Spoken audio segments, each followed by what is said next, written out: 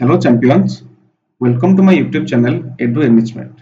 Dear student, आज आम गोटे बड़ इम्पोर्टाट इनफॉरमेशन मु तुम सह शेयर करने को जाऊँगी कौन ना जो मैंने नवोदय एंट्रांस देवे से एक्चुअली इनफॉरमेशन टा अच्छा आम जानी नवोदय जो एंट्रांस टा एप्लिकेशन फॉर्म टा तार को जाए ना 16/9/2024 जाए थिला किंतु आज कौन है ना डेट टा तुम 1 वीक जाए एक्सटेंड होती दैट इज 23/9/2024 जाए माने गोटे सप्ताह डेट तुम एक्सटेंड होती।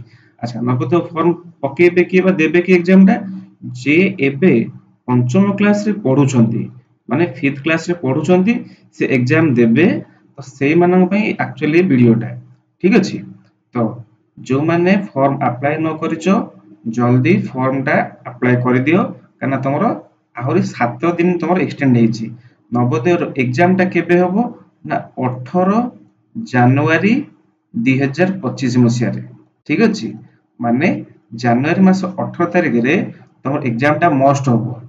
तो जो माने अप्लाई न करिचो जल्दी और लेट करनी जमा 1 वीक टाइम अछि तो निहाती जाय कि फॉर्म टा अप्लाई कर दियो ठीक अछि। फॉर्म अप्लाई करिया पे तुम डॉक्यूमेंट्स को कोन दरकार होची ना जे पिला जे स्टूडेंट जे ताकर आधार कार्ड दरकार होची ठीक अछि। देन आ कोन दरकार ता फोटो दरकार होची देन सिग्नेचर दरकार होची गार्डियन वा फादर को सिग्नेचर दरकार होची ठीक अछि।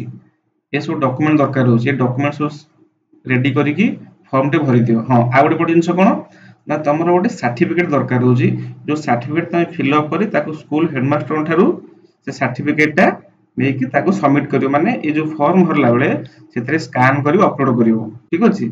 से फॉर्म टा देखै दोची देखो ए फॉर्म टा तमे फिल अप करिकी एटी तमरो हेडमास्टर को साइन करिकी एटा कोन तमे सबमिट करिवो एप्लीकेशन फॉर्म सो ठीक अछि। जदि फॉर्म टा तम पाखरे नाही पीडीएफ टा मो टेलीग्राम ग्रुप रे डिस्क्रिप्शन में लिंक देछि टेलीग्राम ग्रुप रे जॉइन हेकी तमे पीडीएफ टा पाई परिवो ठीक अछि।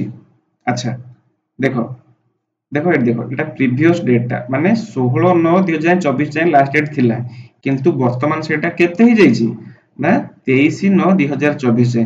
जब तुम नवोदय विद्यालय रो ऑफिशियल होम पेज को जीवो तुमको देखैबो जे 23/9 जाय एक्सटेंड हिजवा नै ठीक अछि। बहुत इंपोर्टेंट इंफॉर्मेशन तुम से शेयर कली जदि इंफॉर्मेशन हेल्पफुल लागिला तो संग मानु शेयर करिवे लाइक करिवे एवं जदि फर्स्ट टाइम चैनल विजिट करचंती तेबे सब्सक्राइब करिवे। थैंक यू जय जगन्नाथ।